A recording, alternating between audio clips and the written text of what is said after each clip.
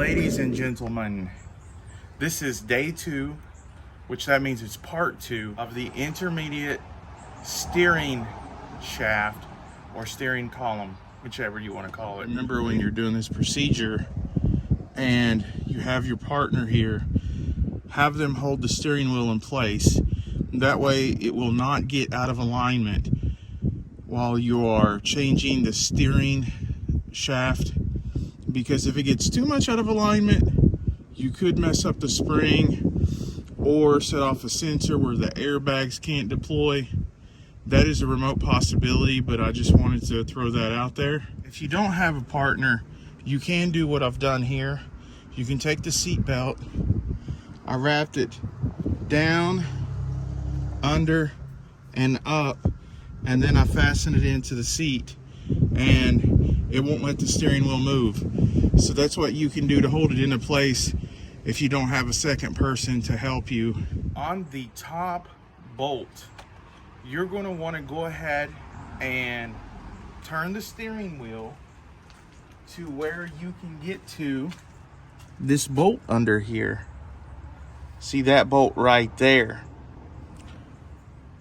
So go ahead and turn the steering wheel until you can get access to that bolt. I have a problem, you may have a problem, and my dirty hairy impact gun, which is wireless and electric, did not have enough power to torque that bolt off on the top. So what I did was I went and I got some of this stuff. No, this wasn't sent to me for free, and I'm not doing a product endorsement, but this stuff really works. PB Blaster. I put PB Blaster on that bolt. I let it soak in, and then guess what happened? It came right off. No, it didn't. It was still on there too tight for the impact gun. Now, I'm sure you guys out there thinking if it was an air impact, it would have came right off. Well, you're probably right. Unfortunately, I don't have one.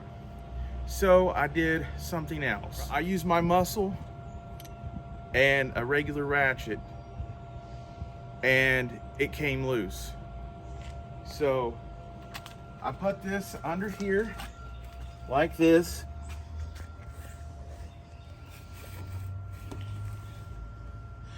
And then, as hard as I could, I moved it and it broke loose. Then I've been spraying some more PB Blaster on it. It's come a long way. If you can see that bolt under there, how far it's out. So I figure now I'm going to give it another try, or with the impact gun, and to see if it can just pull it right off there, because it's a long bolt to keep going like this. I would be out here for an hour just ratcheting off that bolt. I put the extender onto the bolt. Let's see if we're hooked up to that bolt pretty good. We are. And it's coming up through here. I'm going to be careful with these lines and the spark plug boots. But I'm going to hook up the impact gun.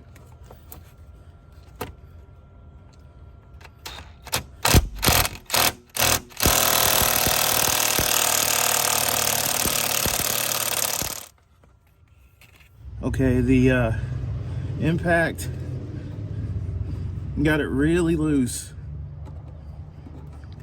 In fact, there's the bolt. You can see all the rust, how that was rusted in. Okay, so what I did, I had my partner turn the wheel until this right here, this metal sleeve, is right center.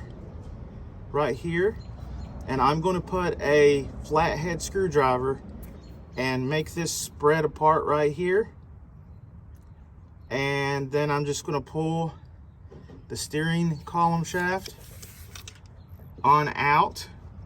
But you want to make a mental note of what position this is in when you take it out, because you want to put it in the same position when you put it back on. For instance, you're going to know that the clamp is facing upward and the bolt is facing upward when you put the new one on. With that in mind, it's time to remove the steering shaft. This is the old one. This is the new one. This is an original OEM, meaning this is the manufactured Chrysler, Mopar. This is the original Dodge part. And this is a third party aftermarket part that I'm going to be replacing it with. I've got the bolts out of these sleeves. Now these sleeves resemble, if you can see that right there, they look a lot like what a bicycle seat would go down, and then you would have a bolt that goes through and then you tighten it up. But what happens is one side goes into the steering column, one side goes into the shaft of the steering column, and the other end goes into the shaft of the rack of pinion.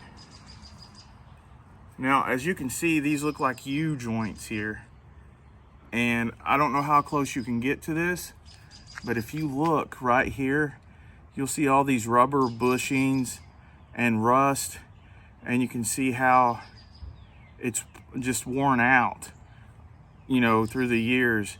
And this right here, it has a lot of wobble and give, so it is definitely time to replace this. And same for right here, you can see that.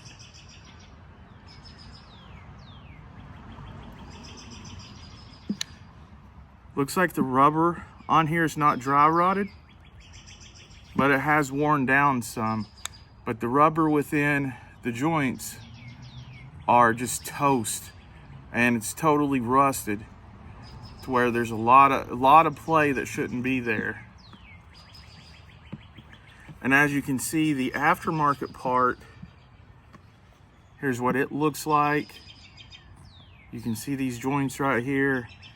They move wonderfully.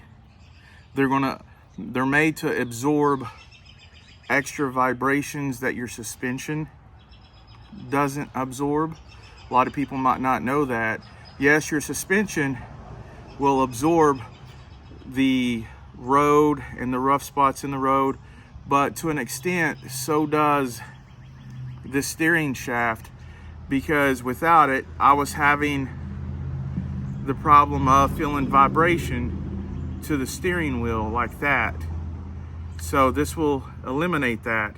Like I said, if you had any of those symptoms that I was talking about at the beginning of the video, then you will want to replace this.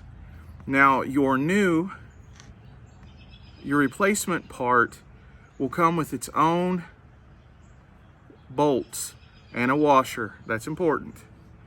Now, another thing that I have is Loctite. This is Loctite, and when I go to put this on, you will see that I will put the Loctite on the threads and then let it dry. Now, the reason for that is the Loctite puts a bond.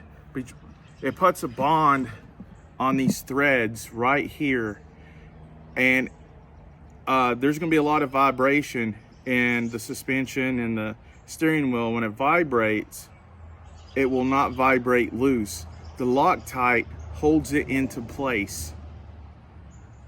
So that is why I definitely recommend you guys not skipping out on the Loctite. So with that being said, I wanted to show you what the new part and the old part looks like.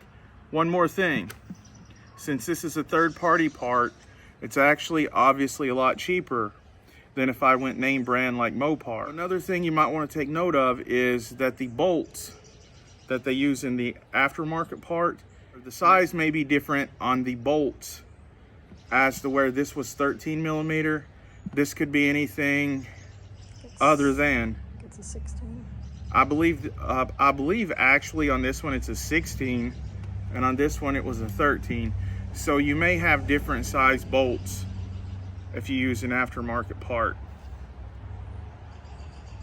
All right, we're getting ready for the next part here.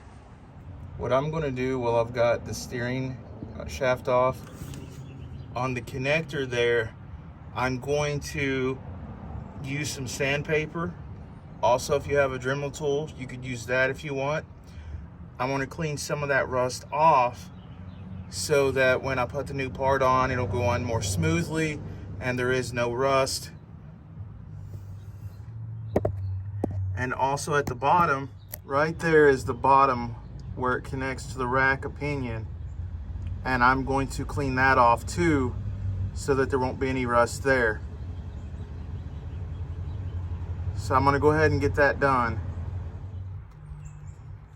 I'm gonna use some sanding sponges to clean that down. But if you have a Dremel tool, you go ahead and use that too. Another thing that I forgot to mention real quick, and a lot of people forget to mention, if you get this on underneath there, the rubber is going in this vehicle, the rubber part is going to go toward the top. And if you hook these both up and it's too short, you're going to say, uh-oh. Well, it's not really, because you can adjust this to the size you need. So you hold it and you pull, and this can become bigger in length. So it's not short, it's just adjustable. As you can see, on one side of the steering shafts, there is a little notch on the left side there. And that is the side where you're going to want the harness to go, where the bolt bolts in. And you want to do the same for up here. When I mean the harness goes over that little notch, I mean this top part right here on the steering shaft. Once the harness goes over the steering rod or the rack of pinion, once this is over the notch, you put the bolts in right here. Once this is installed, you will see it is pretty much up against the steering wheel casing, and you will see that the steering wheel rod is flush with the intermediate rod on the inside, and the same goes for the rack of pinion.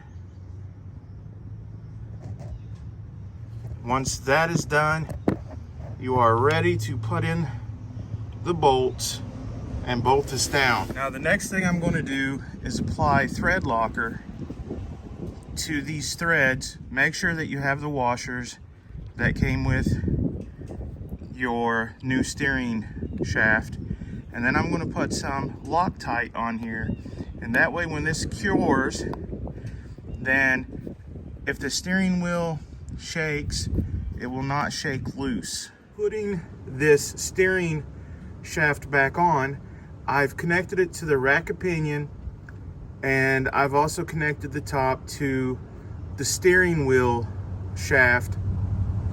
And I've noticed on the aftermarket part that the threads are on the opposite side of the spindle. So I'm able to tighten it down from actually above the truck instead of below it. So I just wanted to make that note. And the same with the top bolt up there too. It has been another Garage Time with Goody. If you like these videos, don't forget to smash that like button and subscribe to the channel. And until next time, I will see you later.